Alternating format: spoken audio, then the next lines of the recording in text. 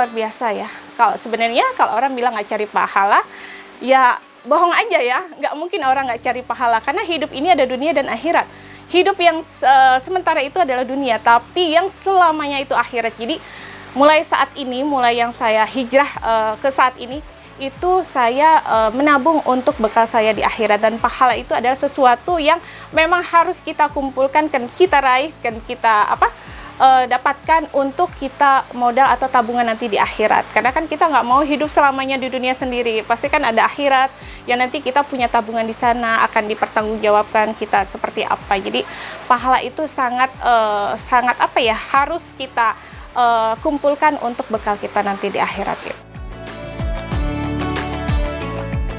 Enaknya kalau itu bisa silaturahmi ya sama teman-teman yang nggak pernah ketemu dari dulu ya, bertahun-tahun. Karena yang teman pengajian ini ya teman-teman SD yang sudah berpuluh tahun, yang sudah berkeluarga, yang sudah punya anak, kita kumpul bareng. Selain kita memberikan dampak yang positif, kita juga bisa sharing-sharing sama teman-teman semuanya. Dan itu biasanya kita lakukan 1 minggu 1 kali, karena yang lainnya juga ada yang banyak pekerjaan yang nggak bisa siang, jadi kita malam-malam untuk pengajiannya gitu. Iya, itu kalau misalkan saya mengaji, pasti saya bawa anak-anak, karena anak-anak memang harus tahu juga dari kecil ya, mumpung masih muda, masih jernih juga otaknya. Jadi ya dia harus tahu gimana ilmu agama dan harus ditanam dari kecil, dan juga sekaligus mengajarkan untuk mereka agama itu memang sangat penting dibandingkan dengan yang lainnya. Jadi sekalian juga selain ibunya belajar, anaknya juga belajar gitu. Semenjak saya ikut pengajian ini ya pastinya semuanya sangat bermanfaat, karena pengajian ini mulai dari pengajian atau kajian tentang kehidupan sehari-hari seperti tata cara sholat, puasa, haji, zakat. Nah itu yang tadinya kita tidak tahu. Nah mulai dari yang sepele, yang kecil banget kita nggak tahu, akhirnya oh iya ini penting ya, ternyata ini wajib kita ketahui sebagai muslim dan muslimah ya. Ternyata ini loh yang benar seperti ini, memang sangat harus kita kaji dari ilmu-ilmu agama itu.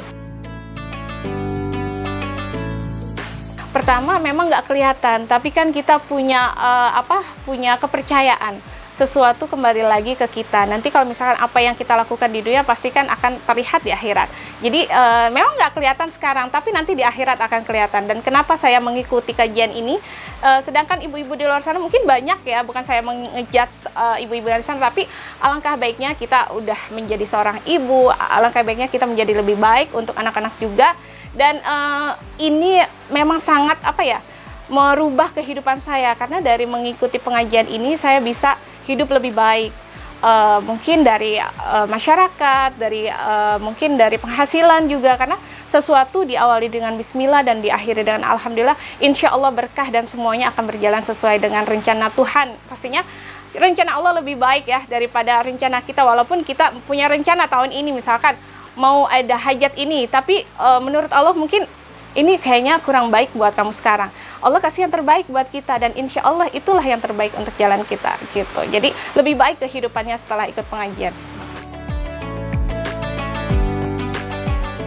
Betul. Jadi nggak harus dia bisa harokatnya betul atau hurufnya dia harus tahu ini huruf apa, enggak seperti itu. Jadi memang dia mau niat belajar, ada waktu, dan dia mau nggak malu juga ya, karena kan kita belajar nggak harus malu ya, karena kalau malu kita nggak dapat ilmu. Jadi nggak apa-apa kalau misalkan belum bisa baca Al-Quran tapi ada niat untuk belajar atau mengkaji Al-Quran, itu nggak masalah.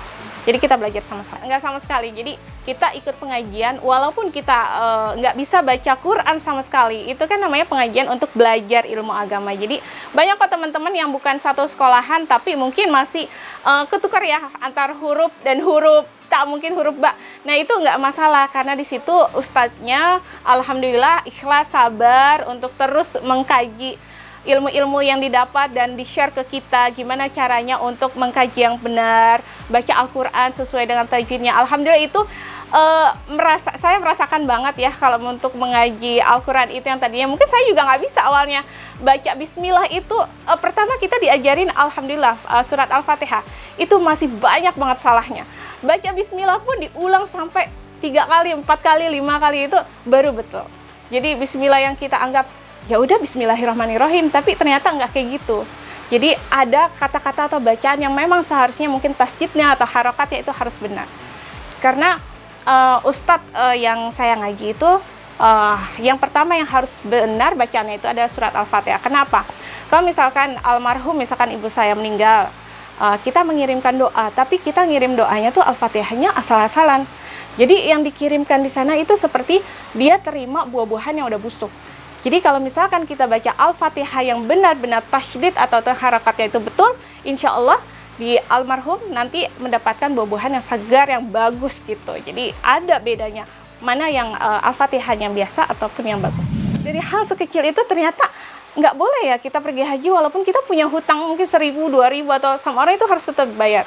Jadi Masya Allah dari situ saya tahu gimana ilmu yang saya dapat selama ini masih kurang banget.